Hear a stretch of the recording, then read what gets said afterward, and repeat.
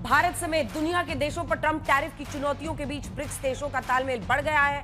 Brazil के राष्ट्रपति Lula D सिल्वा की आज चीन के राष्ट्रपति शी जिनपिंग से लंबी बातचीत हुई है। अब ये बातचीत हम आपको क्यों बता रहे हैं, क्योंकि ये ब्रिक्स देश आपस में चर्चा कर रहे हैं। अगर आप देखिएगा तो पिछले कुछ दिनों में ब्रिक्स के तमाम राष्ट्राध्यक्षों ने आपस में बातचीत की है। इससे पहले ब्राजील के राष्ट्रपति लुला डी सिल्वा ने प्रधानमंत्री नरेंद्र मोदी से फोन पर बात की थी। उससे पहले अगर आप देखिए तो यही ब्राजील आगे बढ़ रहा है रशिया के साथ भी, और अब चीन के साथ भी बातचीत हुई है। लगभग 1 घंटे ये दोनों राष्ट्राध्यक्षों के बीच में बात हुई है।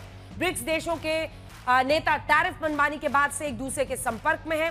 खासकर भारत पर ट्रंप के फैसले के बाद, ब्राजील पर ट्रंप के फैसले के बाद से बहुत तेजी आई है ब्रिक्स के आपस के रिश्तों में। 7 अगस्त से भारत पर 25% टैरिफ की नई दरें लागू हो गई हैं, जबकि 6 अगस्त को घोषित अतिरिक्त 25% मिलाकर 50% टैरिफ 27 अगस्त से लागू होगा। लेकिन 7 अगस्त की तारीख बहुत अहम है। 7 अगस्त को ब्राजील के राष्ट्रपति लुला डी सिल्वा ने प्रधानमंत्री नरेंद्र मोदी से फोन पर बातचीत की थी।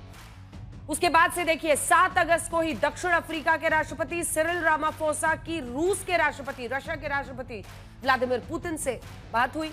8 अगस्त को प्रधानमंत्री मोदी की राष्ट्रपति व्लादिमीर पुतिन से बात हुई। 8 अगस्त को ही राष्ट्रपति शी जिनपिंग की राष्ट्रपति पुतिन से बात हुई। 9 अगस्त को राष्ट्रपति लुला डी सिल्वा ने राष्ट्रपति पुतिन से बातचीत की, और आज जब राष्ट्रपति लुला डी सिल्वा की राष्ट्रपति जिनपिंग से बातचीत हुई है तो दोनों नेताओं ने ट्रंप टैरिफ के मद्देनजर ग्लोबल साउथ के देशों की आत्मनिर्भरता की अहमियत पर जोर दिया है। हम आपको बताते हैं कि ग्लोबल साउथ है क्या।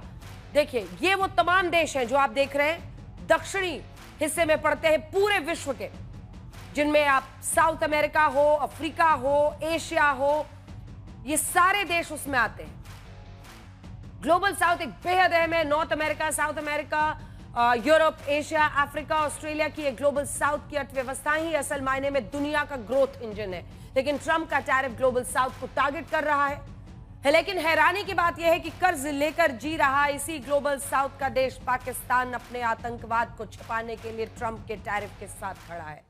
टैरिफ पर आसिम मुनीर के अपने पाले में आने के बाद से ट्रंप ने जहां मुनीर को न सिर्फ परमाणु धमकी की छूट दी, क्योंकि मुनीर ने कहां से परमाणु धमकी दी है, खुलेआम न सिर्फ भारत को बल्कि आधी दुनिया को, अमेरिका की धरती से दी है।